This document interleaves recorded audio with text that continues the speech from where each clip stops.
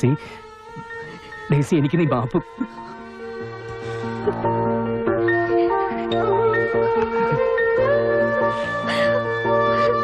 ബെന്നിയുടെയും ഡെയ്സിയുടെയും ജീവിതത്തിൽ പിന്നീട് ഒരുപാട് സന്തോഷങ്ങളും കൂടാതെ ഒരുപാട് ദുഃഖങ്ങളും കടന്നു വന്നിട്ടുണ്ടായിരുന്നു.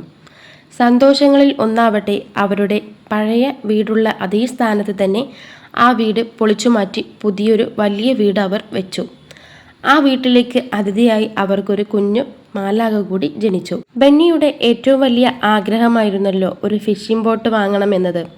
എന്നാൽ ഡെയ്സി മുൻകൈ എടുത്ത് അതും അവർ വാങ്ങിച്ചു. ഒന്നല്ല, ഒന്നിൻ്റെ സ്ഥാനത്ത് അവർ 3 ഫിഷിംഗ് ബോട്ടുകളാണ് വാങ്ങിച്ചത്. ഇതൊന്നും കൂടാതെ ബെന്നിയുടെ കേബിൾ സർവീസും ഒരുപാട് ഉയരങ്ങളിലെത്തി കേട്ടോ. സോഫി വിവാഹമെല്ലാം കഴിഞ്ഞ് വളരെ സന്തോഷത്തോടു കൂടിയാണ് ജീവിക്കുന്നത്. സോഫിക്ക് കൊടുക്കാനുള്ള മുഴുവൻ പണവും സ്വർണവും നമ്മുടെ ഡെയ്സി കൊടുത്തിട്ടുണ്ടായിരുന്നു.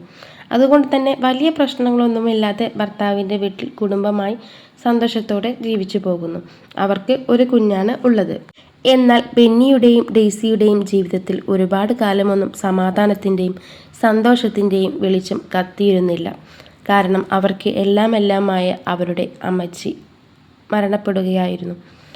അത് ബെന്നിയുടെ ജീവിതത്തിൽ ഒരിക്കലും മറക്കാൻ പറ്റാത്തതും ഒരിക്കലും താങ്ങാൻ പറ്റാത്തതുമായ ഒരു അനുഭവമായിരുന്നു. പിന്നെ അതിൽ നിന്നും വീണ്ടും ബെന്നി കരകയറാൻ ഒരുപാട് സമയമെടുത്തു. ബെന്നിയുടെ ഇളയ സഹോദരി സാലി ഇന്നൊരു സ്കൂൾ അധ്യാപികയായി ജോലി ചെയ്യുകയാണ്. അവരുടെ വിവാഹമൊന്നും കഴിഞ്ഞിട്ടില്ല. ഇന്ന് ബെന്നിയുടെ ജീവിതം വളരെ മനോഹരമായ ഒന്നാണ്. പക്ഷേ തൻ്റെ സൗഭാഗ്യം പൂർണ്ണമായ ജീവിതം അനുഭവിക്കാൻ തൻ്റെ കൂടെ തൻ്റെ അമ്മച്ചി ഇല്ലാത്ത വിഷമം ബെന്നിക്കുണ്ട്. എന്നാൽ ആ വിഷമത്തിലൂടെ തകർന്നു പോവാൻ ഡെയ്സി സമ്മതിച്ചില്ലായിരുന്നു. ഇന്നും ബെന്നിക്ക് താങ്ങും തണലുമായി ഡെയ്സി കൂടെയുണ്ടായിരുന്നു.